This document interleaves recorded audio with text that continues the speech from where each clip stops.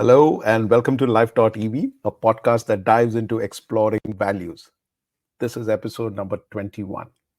I'm your host, Ajit Panicker, and I lead an air conditioning company, Nova, and Pureblu, a tech startup in the air conditioning domain. Every Saturday at 11 a.m., we join together and we come here for conversations that go beyond business growth, focusing on the values that fuel it.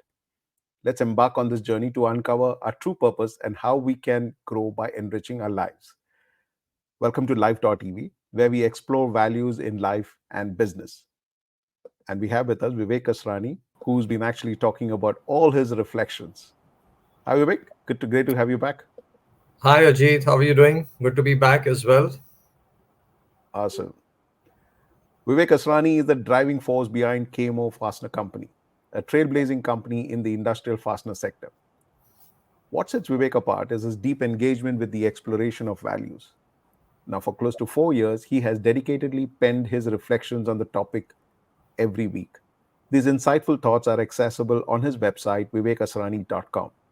Additionally, Vivek has authored the book One Day at a Time, Reflections from Times of Silence, which further delves into his journey and insights. This thought provoking read is available on Amazon, offering readers a chance to engage with his profound understanding of values and their role in both personal and professional lives. In today's episode of Life.EV, we are delving into a topic: the art of carrying people with us. Over to you, Vivek. Let's hear your reflection on this. Yeah, Ajit, it's one of the most difficult uh, arts to develop, one of the most difficult things to do in life, and yet one of the most powerful things if we are able to learn the art of carrying people for the simple reason that at the end of the day, as individuals, no matter how brilliant or talented we are, we can only achieve that much. It is working with a team and working with others that gives us that exponential fillip in life, and we can go that much more. Second is, of course, we can impact the lives of people when we learn the art of carrying them with us. So it's one of the most difficult, but I would say one of the most important things that all of us need to work on for ourselves. And what does it therefore mean to carry people with us? And there are five aspects of this which I have spoken of in my reflection, which I'll share with you today. The first is we need to learn how to trust people. We often say that we trust people, and then in the work context, and sometimes even in the home context, we end up micromanaging people. And micromanagement is an indication that we haven't fully empowered and trusted our teams. There's a beautiful saying that very little grows under the shade of the oak. And that's the same principle, in terms of carrying people. If we are always hovering over them, always micromanaging them, they're not going to develop. And beyond a point, they're not going to stay with us. And we won't be able to really carry them with us. The second aspect is the belief that ordinary people are capable of extraordinary things. Now, I'm using the word ordinary people in a very responsible way, but what I mean is that sometimes people with very humble backgrounds are capable of leadership qualities which otherwise we might, overlook. And let me give you an example. Mahesh used to deliver parcels to our office. From, he was working in a courier company. He asked us whether we had a job, and we did have an opening. He was put in the spare parts department, and his job was to maybe retrieve spares and just move spares from the stores to the engineers, and like a normal regular office person responsibility. But there was something in him. He was alert, he was willing to learn. And long story short, Mahesh today heads the entire spare parts department of 5,000 spares run through a computer system. Our engineers discuss things with him and confer with him if they are out of a spare part. And I remember once when I was standing in the spare center with my head of R&D and technical, and we were talking about some spares, and I said, Robert, can't we do something about these spares. And he said, we've stopped selling this model of tools, so these spares are obsolete and it's going to be very difficult. And Mahesh is standing there and just listening to this conversation, and he very sheepishly goes, he says, Robert भाई ये part, ये trigger valve वो tool में हम लोग use कर सकते हैं ना? And my senior most person thinks about it, he says, "Yeah, actually, he's right. We could use that over there." And that's the kind of leadership. So what I find is that people are starved of opportunities, and it's our job as entrepreneurs to give them opportunities if we want to carry them with us. The third aspect is we as leaders and entrepreneurs and owner managers need to be consistent in our behavior. We cannot afford to be moody. It's not that we don't go through moods internally, but if we have to carry people with us, we can't be unpredictable. Predictability is extremely important. People need to know what to expect from us. If every morning they have to see the geography on our face to figure out the history of their fate, that's not a happy environment to work in. And then we won't be able to carry people with us. Fourth is that we have to recognize that empathy is part of carrying people, because people come from different backgrounds with challenges which we may not be aware of. When we help people carry their burdens, we learn how to carry people with us. But our willingness and ability to be empathetic and carry their burden and not take the attitude that, listen, that's your problem, I don't care. Well, if you take an I don't care attitude, then even they will not care. And how will you carry them with you? Because they're not going to stay with you. So, the ability to carry their burden with them and help them in their challenges helps us carry people with us. And the last is, people will make mistakes. And very often we make some of the biggest mistakes in our own organizations. Sometimes there's no one to hold us as accountable, but we're very quick in holding others accountable. Rather than getting into critical mode, and of course, I'm not for a moment saying that we shouldn't hold people accountable. Yes, we have to hold them accountable. But if we start turning these mistakes into learning opportunities, where we help develop people to the next level, where not only do they compensate for the mistake, but we've also created a fabulous team around us, which then disproportionately creates value far in excess of some of the mistakes that may have been made, then we really carried people with us.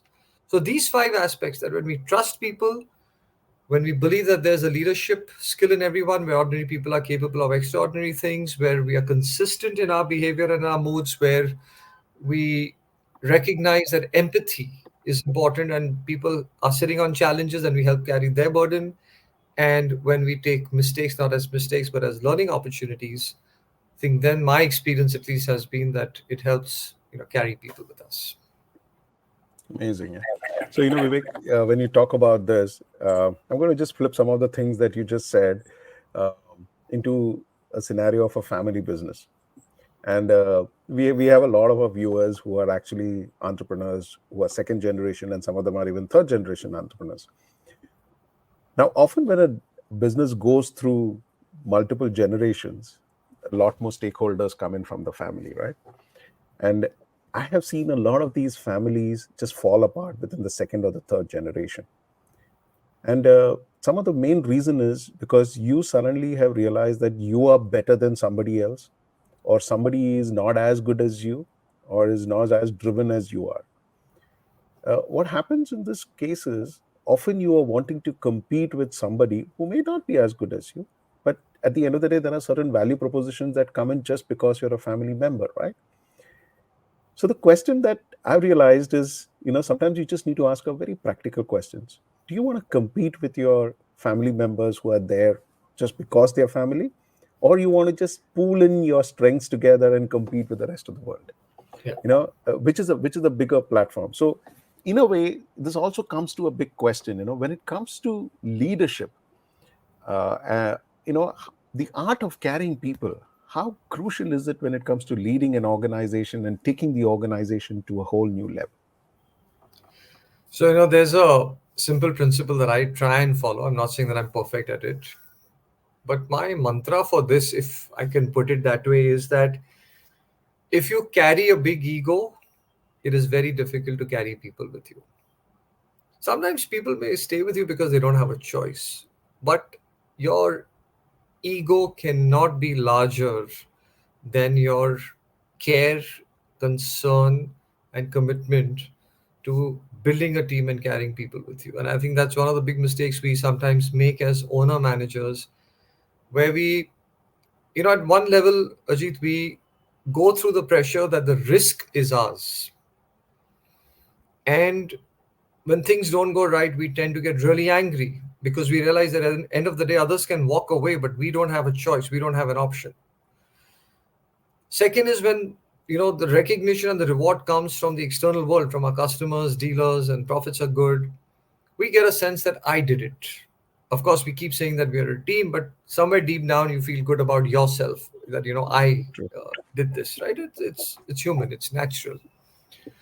And I think we have to be careful that our emotions don't get the better of us either when things don't go right or when things are going really well.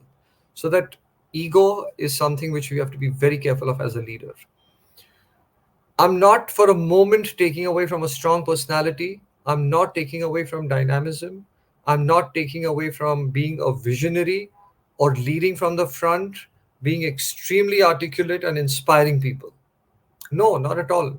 I'm all for, a strong leadership demonstration out there. But we have to be careful that the ego is not interfering with our leadership. So since you asked about leadership, that's one. The second thing is, there is a classical leadership style, which is the typical carrot and stick approach. Yes, you hold people accountable, and if they don't perform beyond a point, you kind of take drastic action. And on the other hand, you kind of incentivize them, and very often as owner managers and entrepreneurs, we feel I'm paying well, and therefore I expect. My experience has been that, of course, money is important, but people respond to appreciation and respect as much, if not a lot more, than just the economic value. And we've had uh, a reasonably low attrition rate in our company. For the longest time, we had an attrition rate of less than 3%. I think now it's about 7-8%. But I still think it's a good number, all things considered. Our average tenure in the company is now about 12-14 years. And in fact, a lot of our dealers and customers remark that it's great to see that people are with you in the company and they've been there for a while. But behind all of that, and what does it take to carry people? We've always said that when you work with us, you get three values. You get an economic value, you get a professional value, and you get a personal value. Economic value is, of course, the compensation that you get, but you also get a professional value. We are a very hungry organization to learn. So there's a lot of knowledge management. We teach a lot. We trust people. We empower people. So people working with us get that sense of freedom and empowerment where they can make decisions which normally in other typically small medium sized organizations like ours they would have to check with their bosses, or the owner would insist that you check this with me. But in our case, they can make a decision. If somebody has to air freight material from Sweden to India or from Bombay to Ludhiana, they don't have to check with me, no matter what the cost, because they're doing it for the customer, right? So there's a lot of uh, professional value which you get. And the third is the personal value.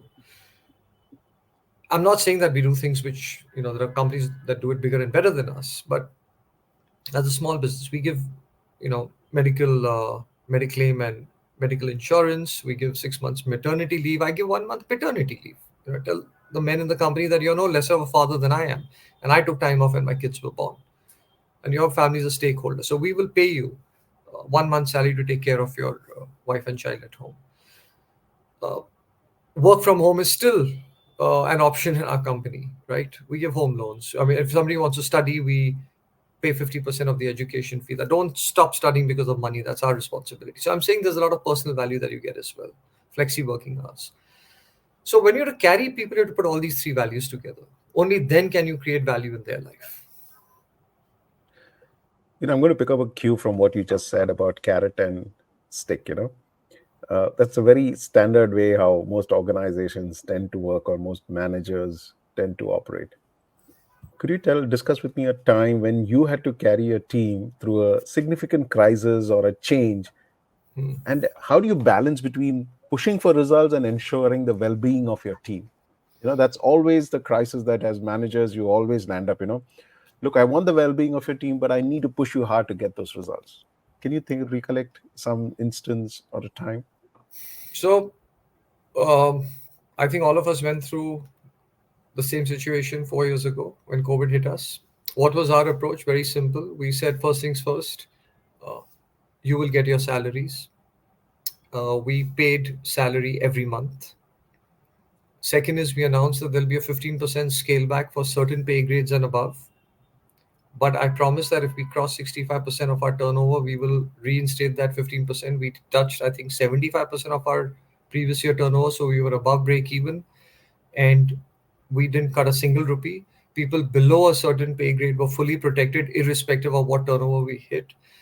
In the first 3 months, we had zero sales. We were running huge losses in our books because there was no revenue, there was only cost. But because we had built reserves and we had been running ourselves in a particular way, we paid salaries every month, right? So this is just a small demonstration of what we did in a very difficult time.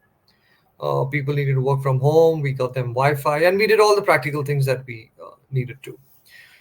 When the first or second phase wave of COVID and lockdown and all that was over, people said, "Look, we have practical difficulties, child, this, that."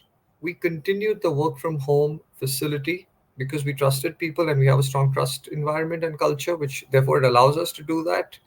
We still don't have a problem with people working from home if they have to, right? And to your point as to how do you push people and for results on one side and pushing people, again, if we pose it as an either or at kind of opposing each other and a bit of a tension and a friction over there, then yes, it's a challenge. But we've looked at it very differently. I think people in the company have realized that their future is linked to their performance and working hard. And we are very open and transparent about our numbers, about our plans, about what the impact of what they do and don't do and what it means to them. And we have a kind of an annual sharing of an incentive pool which goes down from the senior most to the newest and the junior most person in every department. It's not an incentive only for the sales team. So every person in the company is a beneficiary of this shared incentive plan. So it's really, if you ask me, the word I would use is first explaining, then inspiring, and then working alongside and helping the team achieve the numbers, not only because it's great for me personally as the owner, for us as a company, but also for them as individuals who are working so hard. So that's worked for us at least. And maybe we're a small company and it works, but I'm just sharing with you what's worked for us. Superb, yeah. I love this conversation. Maybe you and me are going to take this discussion offline. There's so much of insights that's coming on this. But for our viewers, well, we've run out of time. That's the only time that we've had for this discussion. And this discussion has been thought-provoking with some deep insights. So we would encourage you to start these discussions with your family, your friends, and spark a conversation and see where it leads. And we'd love to hear from you. Join the dialogue on our social media platforms. Share your questions, your learnings, and the insights you've gained from this episode. It's through these shared experiences and perspectives that we all grow and learn. Your voice matters in shaping a more ethically driven business world. That's it for today. Join us next week, next Saturday at 11 a.m. for another enriching episode of Life.EV, where we continue our exploration into the fascinating world of exploring values in our lives. A big thank you to Vivek for his invaluable contributions as always. And we're looking forward to diving deeper into these critical discussions in our next session. See you next week, where we will unravel more insights and perspectives that shape our ethical compass. Thank you for listening, and remember to reach out to your friends and get a conversation going on Life.EV, exploring values. Thank you, Vivek. As usual, pleasure always Thanks. talking to you. Thanks, Ajit. Pleasure being here. Bye bye.